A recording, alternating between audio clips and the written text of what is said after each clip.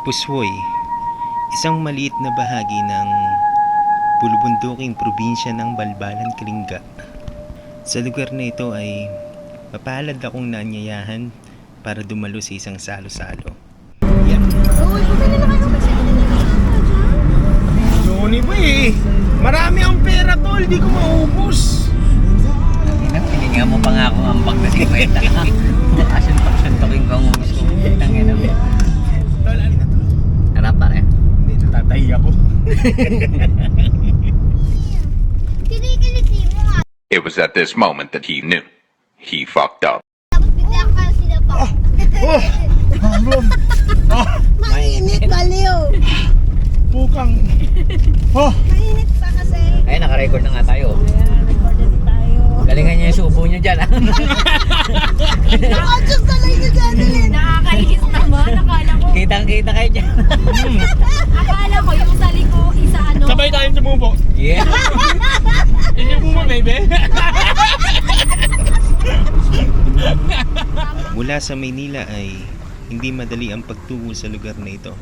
Habang papalapit kami ng papalapit sa aming destinasyon, pahirap din ng pahirap ang daan ng aming binabaybay.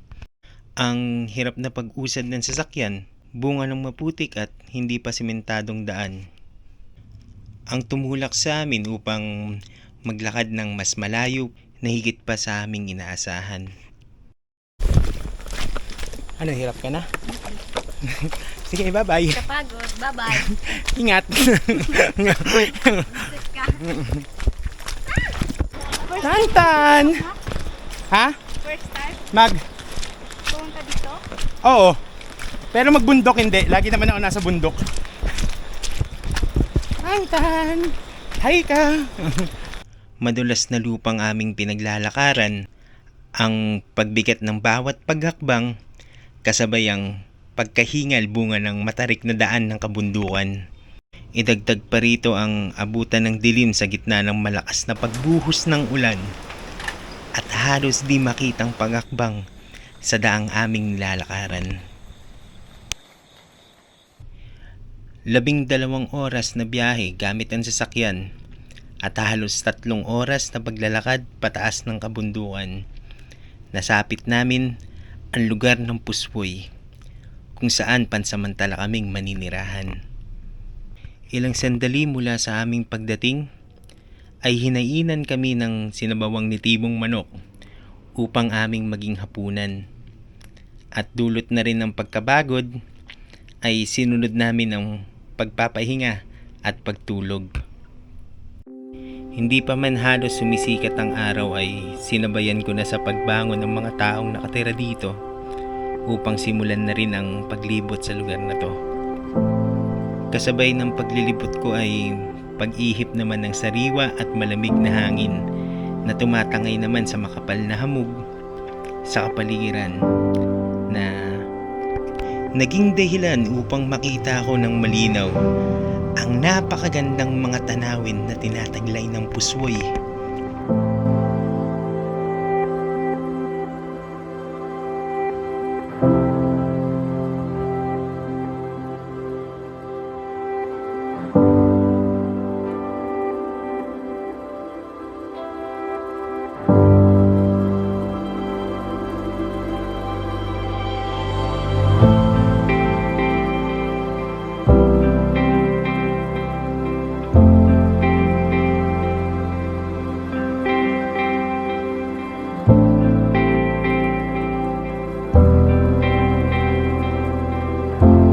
Sa tagal ng panahon ay dito na lang rin ulit yata ako nakakita ng mga babae na nakakalabas ng bahay na ang taglay lamang ay natural na ganda, na hindi na kailangan maglagay sa mukha ng iba't ibang pampaganda.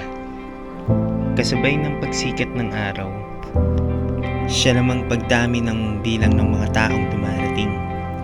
Sa mga oras na yun ay nasaksihan ko ang pagkakaisa, ang kusang pagkilos at pagtulong ng bawat isa sa paghahanda.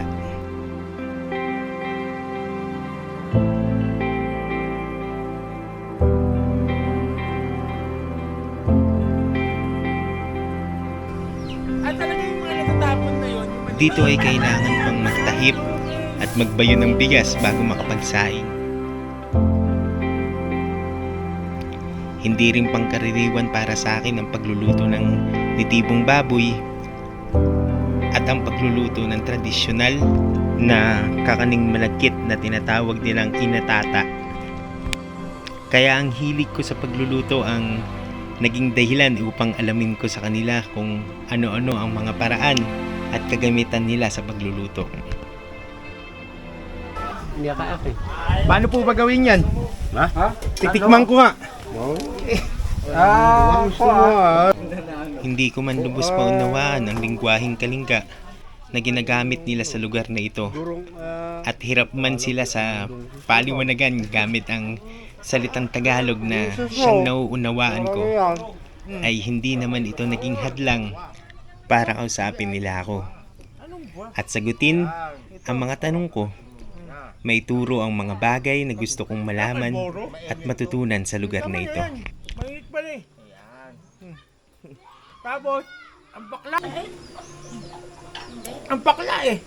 Sige, para mag-grab.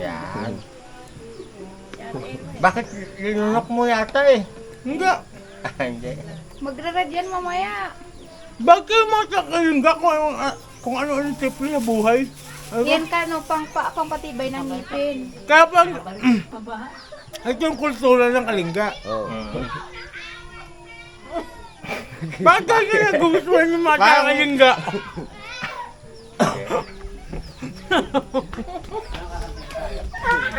Nagtitingguin to. Ha? Nagtitingguin to. Basta Cordillera, yan ang isang kultura na buwan nila. Napanood mo yung Mombaki? Ayun. Ipugaw yun. Pero Cordillera din yun. Hindi lang sa Kalinga. Ang simula ng dilim ng gabi ay simula ng programa ng Salo-Salo. Sa papilog na ayos ng pagkakaupo, kasama sa programa ang sabay-sabay na pagkakantahan.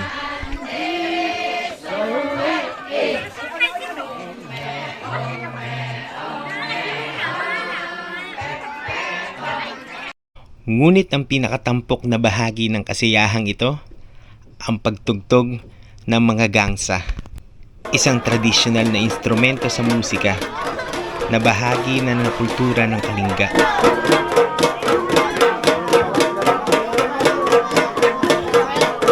Ito ay salitang sinasabayan ng mga taga rito ng katutubong sayaw na tinatawag na tadok o tupaya.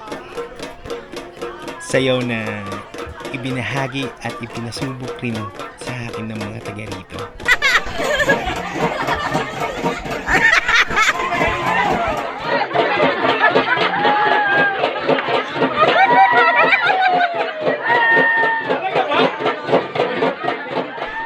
Ang napakagandang mga tanawin sa paligid ng Puswoy, ang kaalaman, tradisyon, kultura na ibinahagi at natutunan ko sa lugar na ito.